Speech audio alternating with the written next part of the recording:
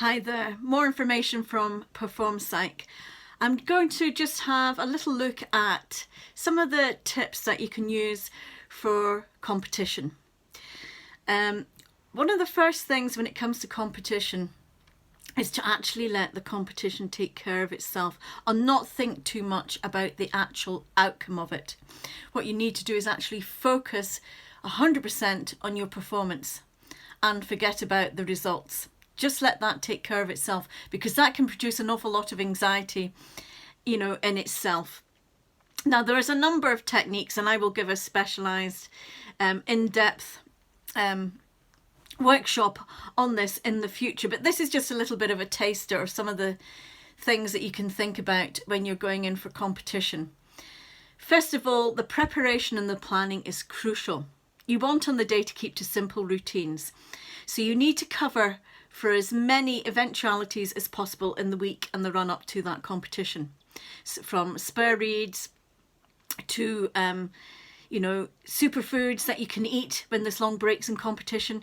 Be prepared for maybe having to go on and compete sooner rather than later. Be also prepared for long time delays. Be prepared for weather, all different elements. So think of all the factors that can potentially go wrong and cover your back, cover your tracks. So prepare for every eventuality, maybe have a checklist of all this. Then when it comes to the actual day of the competition, what you need to do is sort of visualize how you're going to go through this. Now, one of the things that actually is really important before you do this, if you can practice at the place where the competition is going to be held beforehand, this familiarizes yourself with it. You get habituated and used to the place, so this can really help. But if you don't have that chance and you know what the place is like, you can still use visualization.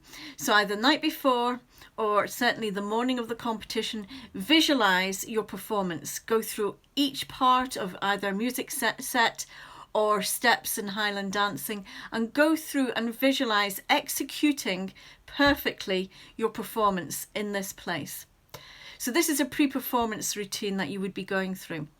Now, on the day of the competition, we can use something that's called the funnel effect. So if you think of an analogy between the funnel, which is wide at the top and narrow at its base, to psychological skills, this can really help you.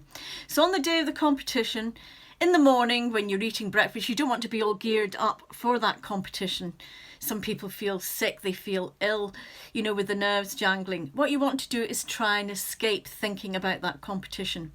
So at the widest part of the funnel, you start escaping it. You think about meeting up with friends, all the fun things that you can do in the future and afterwards. You escape from that competition. Now, as that competition gets closer and closer, so does the funnel. It gets narrower and narrower, because your focus is going to get more narrower and narrower to actually concentrating on your actual performance in order to get optimal performance. So you can start off by escaping, then you can go through and visualize your pre-performance routine, visualizing the perfect execution, and not just visualizing that, but also visualizing the outcome, how satisfied, how happy you feel with your perfect execution of your performance, whether it's a set or it's a Highland dance. Next, you can use more keywords to psych yourself up to the upcoming competition. You can also remember what it was like when you performed really well in your last competition, or the nearest one that you performed really well, and harness those feelings of invincibility and feeling really good about yourself when it was easy, when you performed really well. And then right before you go on, you can use some keywords. This is just to help you focus. This is just a very, very simple analogy of the funnel effect. Obviously, this can be tailored to the exact needs of individuals.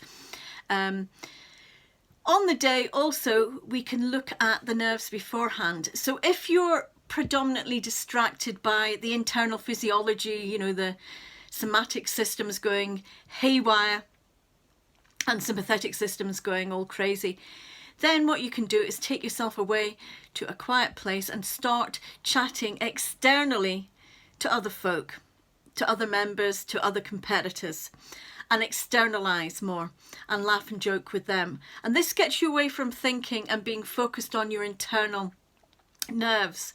If on the other hand you find you're distracted by other people, you can go away to a place and be by yourself and just focus internally and be quiet. So there's different types of techniques. These are very simplified at the moment to tell you what you can actually do. Other things on the day for tips: become like a remote observer. Don't get too caught up in your performance. Stay kind of distant from it. Stay remote from it. Because as soon as you start judging and becoming analytical over your performance, particularly if you're doing this whilst you're competing, then you're not going to be performance oriented. You're going to take your mind off what you're actually doing. You want your performance to flow and be natural so that you get what we call an autotelic performance at its best. So be non-judgmental of performance. Other little things on the day: smile for more than 5 minutes, it says, because even though you might have a happy killer look and feel you look daft, it starts to relax you, and this is true. It produces, because your face is smiling, you start to relax and the brain starts to produce endorphin-like effects. And another thing too is be careful where the eyes go in terms of your focus. Because distractions can really affect you when you're competing. Audience members, crowds, loud noises. So be aware of that as well. Keep routines simple. Go through pre-performance routines. Keep everything covered. And if you're nervous, you want to be able to harness those nerves as well.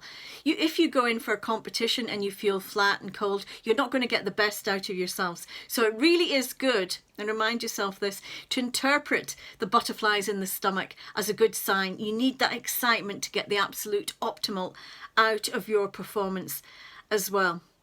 So these are just a few little ideas, few simple techniques. Obviously they can be more sophisticated and tailored to you as an individual, but these are just some of the techniques that you can learn in a lot more detail for the day of the competition.